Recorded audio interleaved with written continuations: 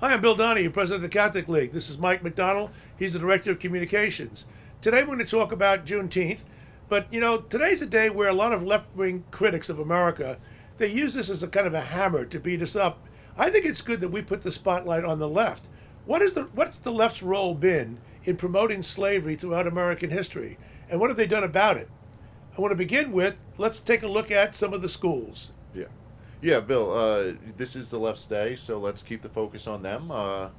There's been heroic efforts in this country to defeat slavery over the years, but a lot of these elite left-wing educational institutions, they've don't come to this with their hands clean, as it No. were. They've been intimately involved, profiting off of slavery historically in the past. A lot of deans, a lot of presidents. At the Ivy Leagues, you found out what, there was only Cornell? Cornell was the only one of the 8 Ivy League schools that did not have a history where the people who worked there, the presidents and the deans and the faculty, did not own slaves. But if you're a graduate of Cornell, it's a nice school, but don't get too excited, people. There's no virtue signaling going on here. Cornell wasn't founded until 1865. The Civil War was over by that time. But all the other 7 Ivy League schools, they all were heavily involved in slavery. Now, I want to know, are they giving reparations? Because they're big on reparations. Are they giving reparations themselves? And by the way, that's a separate question. Who's supposed to get the money? Who gets the loot on this thing? But they don't come to their hands clean on this. But, what about Mondani? He didn't go to an Ivy League school, but he went to an elite school. The mayor of New York City, the Muslim mayor, the Marxist millionaire. He loves to beat the breast of himself, saying, I'm much cleaner than most Americans. He went to Bowdoin. Bowdoin's an elite liberal school in Maine.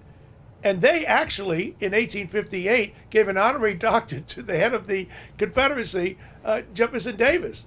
So it's really amazing. And this lasted well into recent times. Even when he was there, they were still honoring Jefferson Davis.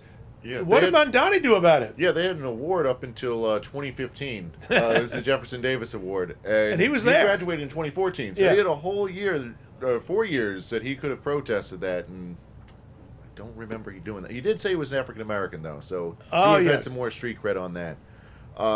But Bill, another thing we're just talking about, this isn't the first time that, should we say, left-wing academia has been involved in the slavery question. You had in one of your recent books, I think it was War on Virtue, you talk about the first American sociologist and his love for slavery. I think that's a fair way to put it. It is amazing. Now, George Fitzhugh, Fitzhugh. George Fitzhugh was America's first sociologist. Back in the 1850s, he gave the first classical textbook on sociology. He was a great proponent of slavery. He was regarded as a progressive. Now, you might say, wait a minute, wait. He must be some crazy right-winger. How could you justify slavery? You have to understand George Fitzhugh's mentality. He said that blacks were like children. They had to be governed because they couldn't govern themselves. And he said, if you free blacks, then they have to compete against the white man in the market economy. And of course, he's anti-capitalist because he's a left-winger. And he says, because he was a racist also, a lot of leftists are racist.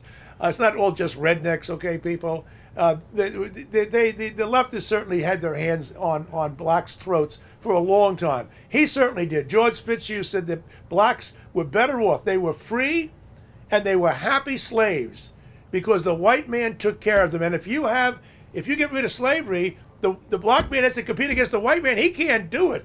He's dead in the water. So maintain slavery for the best interest of African Americans. Go check it out, people. I'm not making this stuff. And by the way, Richard Ely, late 19th, early 20th century, in the progressive era, he said the same thing. They're like grown children. Negroes are like grown children, and we have to take care of them. And, unfortunately, that mentality of taking care of people is still prevalent with some people on the left today. Yeah. Charles Murray called it the custodial democracy. Yeah. We're going to take care of people. Black people don't want to be taken care of. They want to be emancipated. And you're not emancipated if you're owned by the government. Absolutely. And I mean, all of these things you're saying that these progressives were throwing out there, they don't make sense. I can't logically make sense of how can you look at somebody and say that? And the nanny corporate state, and then what gets me on top of all of that is then you get these elites that, oh, look how virtuous we are. So it's Yeah. but it's their day, so I'm glad we got to show a little bit of love to these guys. Yeah, the fact of the matter is, slavery is an ugly chapter in the history of the world. There's not a place in the world that didn't have it at one time or another. That's not to justify it. It's an ugly institution. And so many people who were the slaves were also, their people were slave masters.